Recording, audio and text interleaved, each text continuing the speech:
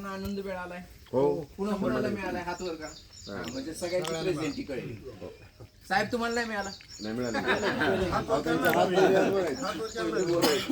सगळ्यांना आनंद मिळालाय बरोबर. मग आनंद कुणामुळे मिळाला? विवेक पाटलांना. बरं, आता ह्यांच्या फॅमिलीमुळे जो काही आपल्याला मिळाला आनंद तो तर मिळालाच, पण आपल्याला एक गोष्ट आता लक्षात यायला पाहिजे की तुम्हाला काहीतरी त्यांच्यातला एक चांगला गुण दिसला असेल की जो गुण तुम्हाला प्रचंड आवडला. बरोबर आहे. एवढ्या सगळ्या 1 तासाच्या सहवासामध्ये तर प्रत्येकाने त्याला आवडलेला वेगळा गुण सांगायचा. ओके. रिपीट शक्यतो टाळायचंय. ओके. रिपीट शक्यतो टाळायचंय. नवीन नवीन गुण सांगायचे. सुरू करा.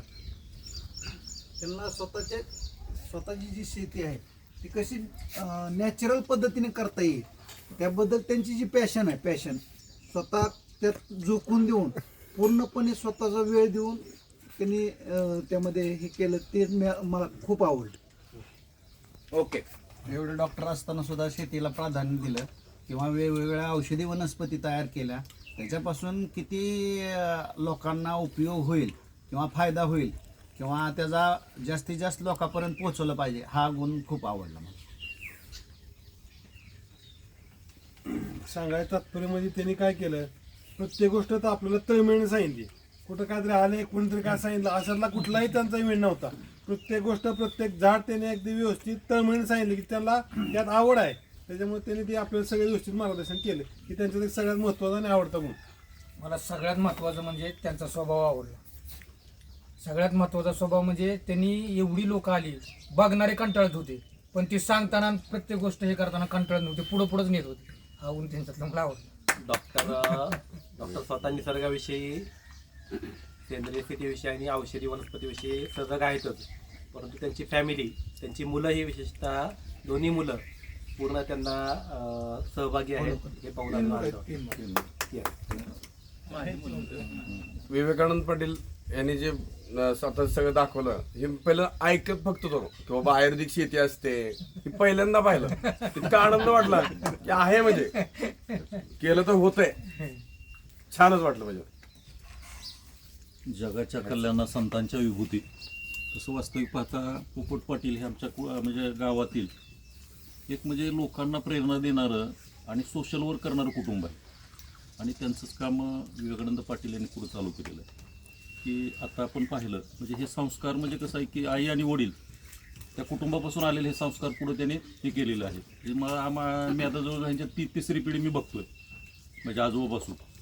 तर हे कुटुंब गावात म्हणजे सोशल वर्क, शाळेचं काम असेल, निसर्गाबाबतीतलं काम असेल किंवा कुठलंही एखाद्या गरीब कुटुंबाला कुठल्या अडचण आलेली असेल तर त्याला मदत करणं असेल, हे जे उपजत गुण आहेत ते ह्या कुटुंबाकडे आहेत.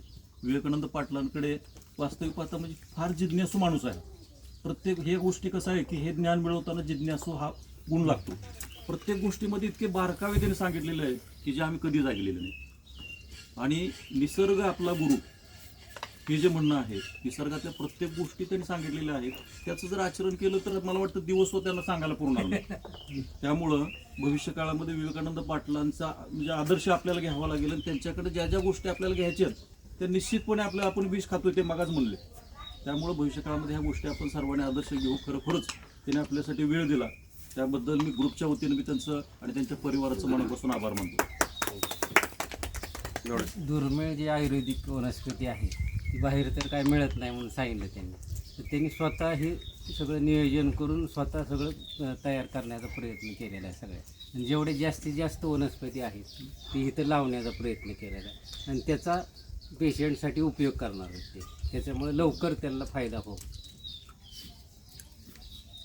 मला प्रचंड आनंद होतोय की तुम्ही सगळ्यांनी हे सगळं छान पद्धतीने त्यांना सांगितलं. हे त्यांना त्यांच्या आयुष्यात भविष्यात खूप एनर्जी आणि ऊर्जा देणारच आहे. कौतुक ही देवालाही आवडणारी गोष्ट आहे, म्हणून आपण दररोज कौतुक करतो आणि ते कौतुक आपण सगळे करतोय ती त्यांना ऊर्जा तर देणारच आहे. पण मला जो सगळ्यात जास्त त्यांचा आवडणारा जो गुण वाटला ना तो हा वाटला की मी एक फोन केला, डॉक्टर साहेब आमची टीम येणार आहे, आम्हाला सगळं हवंय माहिती.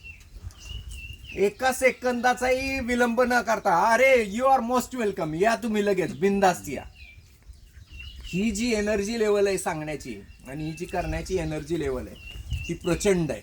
आणि ती एनर्जी लेवल सगळ्या कुटुंबाच्या साथीशिवाय शक्य नाही.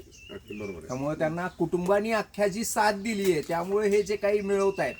आणि दुसरी सगळ्यात महत्वाची गोष्ट मला जी जाणवली ती ही की एकदम छोट्या छोट्या गोष्टीतनं कसा जीवनाचा आनंद घ्यायचा आहे, जीवन जगायचं कसं, भौतिक गोष्टीवरचा आनंद सोडून त्यांनी निसर्गामध्ये आनंद शोधायचा प्रयत्न केलाय. आणि तो निसर्गामधला आनंद त्यांना इतका मिळतोय तो त्यांच्या प्रत्येक कृतीतनं आपल्याला दिसतोय. आणि मला वाटतं हीच खूप मोठी गोष्ट आहे. तर थँक्यू पुन्हा एकदा सरांना. कसं आहे, जो घेण्यात आनंद आहे त्याच्यापेक्षा जास्त देण्यात आनंद आहे. त्यामुळं हर्षद शहामुळे आणि तुमच्यामुळं तुम्ही आल्याबद्दल मला खूप आनंद झाला. तुम्ही परत परत येत राहावं. आपल्या सर्वांशी काही गोष्टी शेअर करून मला खूप आनंद वाटला. धन्यवाद. आपण सर्व आल्याबद्दल खूप खूप धन्यवाद. मी मगाशीच सांगितलंय 2024 मार्चला कोण कोण येणार आहे, आम्ही 2030 मार्चला कोण कोण येणार आहे बघा